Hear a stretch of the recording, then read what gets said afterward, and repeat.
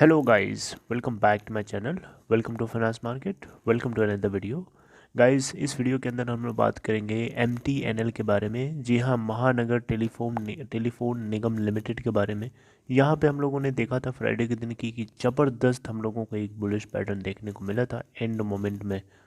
ठीक है, तो सबसे पहले हम अगर देखें फ्राइडे के दिन की क्या सिचुएशन देखने को मिली, तो देखिए 11.00 की उससे पहले वाले दिन की क्लोजिंग एंड देन फ्राइडे को ओपन होता है 11.10 के ऊपर एंड वहाँ से 10.70 का लो भी बनाता है एंड देन वहाँ से रिकवर होता है 13.20 का अपर सर्किट ब्रेक कर देता है। और आप देख सकते हैं उसको ब्रेक करके 13.20 का एक हाई क्रिएट करता है। और 52 वीक लो और हाई अगर आप देखेंगे तो 5.55 का लो है 52 वीक और 52 वीक हाई है 13.30 का। आपको ग्राफ के ऊपर लेके चलूँगा, वहाँ से हम लोग जानने की कोशिश करेंगे कि लो और हाई इसका कब कैसे बना। अगर हम 5 डेज़ का ग्राफ देखें लास्ट के, तो आप देख सकते हैं ये सिचुएशन है जिसमें हाई वही है आपका 13.20 का।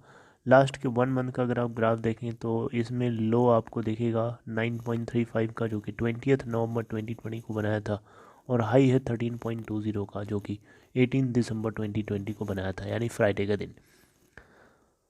लास्ट के 3 मंथ्स का अगर आप चार्ट चेक करेंगे तो 7.50 का लो बनाया था, जो कि 1 अक्टूबर 2020 को बनाया था और हाई है 13.20 का, जो कि 18 दिसंबर 2020 को बनाया था फ्राइडे के दिन। 6 मंथ का ग्राफ चेक करेंगे तो 6 मंथ में लो है इसका 7.5 1 अक्टूबर 2020 को एंड हाई है 13.20 का, जो कि 18 दिसंबर 2020 को बनाया था।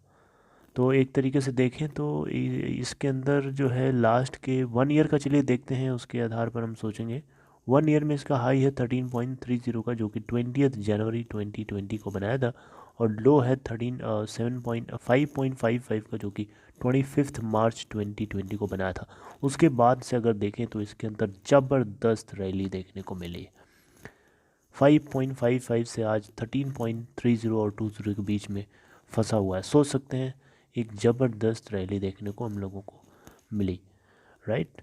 तो इस बीच में हम लोगों के दिमाग में क्वेश्चन आता है बहुत बड़ा कि क्या करें, इसमें इस रैली के अंदर कूद जाए। तो देखिए सबसे पहले इसके अलावा कुछ और पैरामीटर्स हम लोग देख लेते हैं, उसके बाद बात करेंगे। NSE के ऊपर आप देखें तो 171,42,516 यानी 1,71,42,516 टोटल क्वांटिटीज़ ट्रेड करी गई। और वहीं BSE के ऊपर देखेंगे तो 26,16,993 क्वांटिटीज़ यहाँ पे ट्रेड होती हैं। और देख सकते हैं यहाँ पे एंडिंग भी इसकी बुलिश पैटर्न से ही होती है। ओके, लगभग आप देखें यहाँ पे तो BSE के ऊपर जो क्लोजिंग देता है 12.99 के ऊपर देता है और यहाँ पे 17.77 की अपर सर्किट के ऊपर क्लोज होता है। 17.77 की अपर सर्किट मतलब ये है कि प्लस 17.77 की ऊपर, यानी लास्ट क्लोजिंग प्राइस से 17.77 ऊपर क्लोज होता है परसेंट में, यानी 1.96 पॉइंट ऊपर।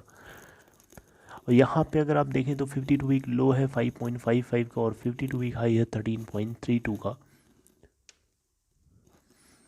और इसके अलावा अगर आप देखें यहाँ पे तो मार्केट कैप है 818.37 करोड़, यानी 818.37 करोड़। अच्छा, रिटर्न परसेंटेज हम लोग देख लेते हैं, उसके बेस पे थोड़ा सा देखेंगे। ईयर टिल डेट में MTNL ने 37.17 का रिटर्न शो किया है। 1 वीक के अंदर 19.07 की रिकवरी, 36.31% 1 मंथ में और 41.35% 3 मंथ्स एंड 66 मंथ में 31.88% और 1 साल में देखें तो 41.35%। वहीं 2 और 3 साल का नेगेटिव रिटर्न है, मैं उसको भी बता देता हूँ। 5.53% 2 ईयर्स का और 3 ईयर्स का 36.01%। ओके, NSE पे अगर आप देखें तो यहाँ पे भी आपको रिटर्न ज़बरदस्त देखने को मिलेंगे, आप देख सकते हैं आकर के। अब हम लोग बात करते हैं अपने कुछ और पॉइंट्स की। तो देखिए सबसे पहले आप लोगों के सामने मैं बताना चाहूँगा, आप स्क्रीन पे भी देख सकते हैं अपने, यहाँ पे हम लोग बात करेंगे शेयर होल्डिंग पैटर्न की, यानी स्टेक होल्डिंग पैटर्न हम लोग देखेंगे कि किसके पास कितना है, राइट। और इसमें MF जो DIIs और जो FIIs होते हैं, इनका क्या रोल है, कितना परसेंट इनके पास है होल्डिंग वगैरह वगैरह। तो सबसे पहले मैं आपको बताना चाहूँगा सितंबर 2020 क्वार्टर के अंदर अगर आप ध्यान से देखें तो ये जो कॉलम चल रहा है सितंबर 20 का है और ये जून 2020 का है, यानी लास्ट के 2 क्वार्टर्स की हम लोग बात करेंगे। तो सितंबर 2020 में प्रमोटर्स के पास 56.9% की स्टेक थी, जिसका 0% प्लेज था, लॉकिंग भी नहीं थी। वहीं अगर आप सितंबर 2020 से पहले वाले क्वार्टर जून 2020 की बात करें तो 56.9% वहाँ पे भी स्टेक थी। वहीं अगर हम FIIs की बात करें तो सितंबर 2020 में 0.4% के साथ थे, उससे पहले वाले क्वार्टर यानी जून 2020 में भी 0.4% के साथ बने थे। टोटल DIIs की बात करें तो 14.6% की स्टेक के साथ बने हैं सितंबर 2020 में, एंड उससे पहले वाले क्वार्टर जून 2020 में 14.7% के साथ DIIs भी बने थे। पब्लिक शेयर होल्डिंग अगर आप देखें तो 28.2% यहाँ पे है, जबकि जून 2020 में 28.00% है। इसके अलावा अगर आप थोड़ा सा प्रमोटर होल्डिंग को डेप्थ में देखना चाहते हैं तो आप यहाँ आके देखें नीचे, तो आपको पता चलेगा जो गवर्नमेंट ऑफ इंडिया है वही इसका ओनर है। आप देख सकते हैं 56.89% की स्टेक है गवर्नमेंट ऑफ इंडिया को, सेंट्रल गवर्नमेंट और स्टेट गवर्नमेंट, ठीक है। और इसको अगर आप शेयर्स के फॉर्म में देखना चाहें तो आप देख सकते हैं यहाँ पे 3 करोड़ 54 लाख, नहीं 1/10 100,000 लाख 10 लाख करोड़ 35 करोड़ 43,78,740 क्वान्टिटीज़ यहाँ पे हैं, गवर्नमेंट ऑफ इंडिया ओन करती है। ओके। इसके अलावा हम लोग और अगर कुछ देखना चाहें तो बहुत सारी चीज़ें देख सकते हैं यहाँ पे। टोटल अगर आप देखें यहाँ पे तो गेन दो यहाँ पे ज़बरदस्त गेन देखने को मिला था फ्राइडे के दिन, 20% का ज़बरदस्त अपर सर्किट में इसके अंदर लगता है। और आप देखिएगा आने वाले कुछ दिनों के अंदर ये अपने अपने अपर सर्किट लेवल यानी 52 वीक हाई लेवल को ये ब्रेक करके नीचे की तरफ, ब्रेक करके ऊपर की तरफ जा रहा होगा। अब हम लोग बात करते हैं कुछ और पॉइंट्स की। तो देखिए टेक्निकल्स की बात करेंगे, उससे पहले अगर हम डिलीवरी की बात करें तो ये भी एक बड़ा इंपॉर्टेंट पैरामीटर होता है जिसके आधार पर हमें सोचने को मिलता है कि इसके अंदर क्या करें, पोजीशन लेनी चाहिए या नहीं लेनी चाहिए। So let's see this. Delivery के लिए ये आपके सामने मैंने ग्राफ दिखाया है, आप स्क्रीन पे देख सकते हैं। इस ग्राफ में आपको मैं बताना चाहूँगा, इस ग्राफ में अगर आप देखें तो NSE और BSE दोनों का मिला करके यहाँ पे डेटा शो हो रहा है। और अगर हम 18 दिसंबर 2020 की बात करें तो आप देख सकते हैं यहाँ पे 18 दिसंबर 2020 को हमने टच किया तो यहाँ पे पता चलता है कि NSE और BSE का दोनों का मिला के जो टोटल ट्रेडेड वॉल्यूम है 19.8 मिलियन है, जिसमें अगर हम डिलीवरी वॉल्यूम की बात करें तो 7.3 मिलियन है। और हम इसी को परसेंटेज में टर्न करेंगे तो 37%, यानी डिलीवरेबल क्वान्टिटीज़ हैं 37%।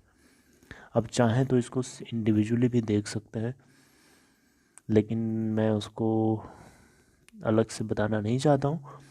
खैर, यहाँ पे इसके अलावा अगर आप देखें कुछ और पैरामीटर्स में, टेक्निकल्स में अगर आ जाएं हम लोग तो टेक्निकल्स में आइए कुछ देखते हैं, उसके बाद बात करेंगे। ओके, टेक्निकल्स में अगर आप देखें तो यहाँ पे टेक्निकल्स में RSI जो है इसका रिलेटिव स्ट्रेंथ इंडेक्स जो कि 83.5 को रिप्रेजेंट कर रहा है और 80 से अबव है तो आपको पता होना चाहिए स्ट्रांगली ओवरबॉट है। आप देखिए यहाँ लिखा है मेंशन स्ट्रांगली ओवरबॉट जोन, यानी ये बहुत ही ज़्यादा ओवर बाइंग जोन में आ चुका है। तो इससे क्या इंडिकेशन मिलता है, इससे इंडिकेशन मिलता है कि आपको अभी संभल के काम लेना चाहिए। ये नहीं कि आप कूद जाए, नो, आपको यहाँ पे संभलना चाहिए। ओवरबॉट जोन में है, करेक्शन पॉसिबिलिटी है यहाँ पे। सो मेक श्योर कि आप अपने आप को कंट्रोल करो। आने वाले कुछ टाइम में थोड़ा सा वेट करो, इसके अंदर थोड़ा करेक्शन हो, उसके बाद आप शॉर्ट टर्म के लिए पोजीशन बना सकते हो, राइट। लेकिन अभी आपको जोश में जा कर के होश नहीं खो देना है, अदरवाइज़ आपको लॉस हो सकता है यहाँ पे। एंड इसके अलावा कुछ और पैरामीटर्स की अगर हम बात करें तो मनी फ्लो इंडेक्स अगर आप देखें यहाँ पे तो 94.6 है, जो कि ये भी बता रहा है, आप देख सकते हैं यहाँ पे MFI स्ट्रांगली ओवरबॉट जोन के अंदर है, 80 से अबव है, स्ट्रांगली ओवरबॉट जोन के अंदर देखा जाता है। MACD की अगर हम बात करें तो MACD जो है सिग्नल आप देख सकते हैं ये सेंटर सिग्नल, ये भी बुलिश ये MACD तो बुलिश इंडिकेटर को सिग्नल दे रही है।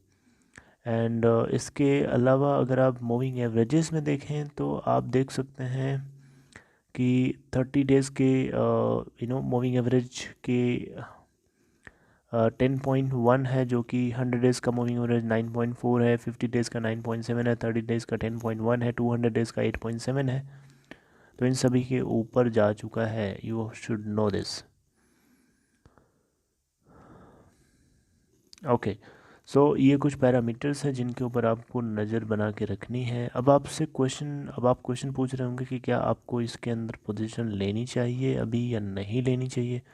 तो देखिए यहाँ पे आपको मैंने जैसा कि टेक्निकल इंडिकेटर्स के आधार पर बताया, ये ओवरबॉट जोन में जा रहा है। तो यहाँ पे और आपको ये भी चीज़ पता होनी चाहिए कि ये अपने 52 वीक हाई वाले लेवल जो कि 13.30 का है उसको ब्रेक कर सकता है। 13.20 को ऑलरेडी ये हाई बना चुका है फ्राइडे वाले दिन। तो नेक्स्ट डे हो सकता है मंडे को ये ओपन हो तो थोड़ा बहुत ऊपर जाए, उसके बाद इसके अंदर करेक्शन पॉसिबल है, राइट। तो अगर आप चाहते हो तो ये करेक्शन के टाइम पे आप उसके अंदर पोजीशन ले सकते हो अगर आप थोड़ा रिस्की हो।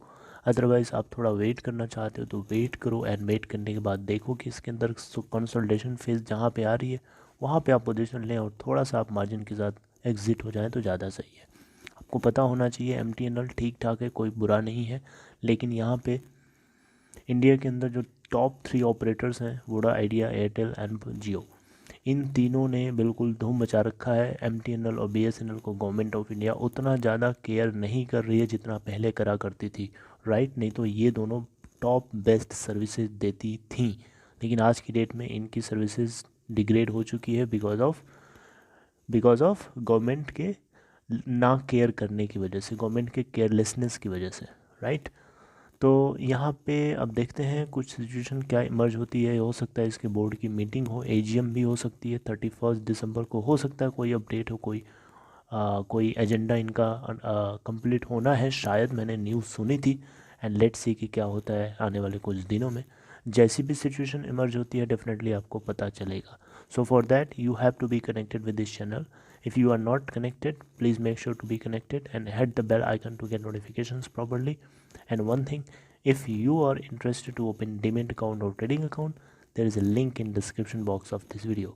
You may open your account in Upstock. It's a very simple process, guys. All right, take care of yourself.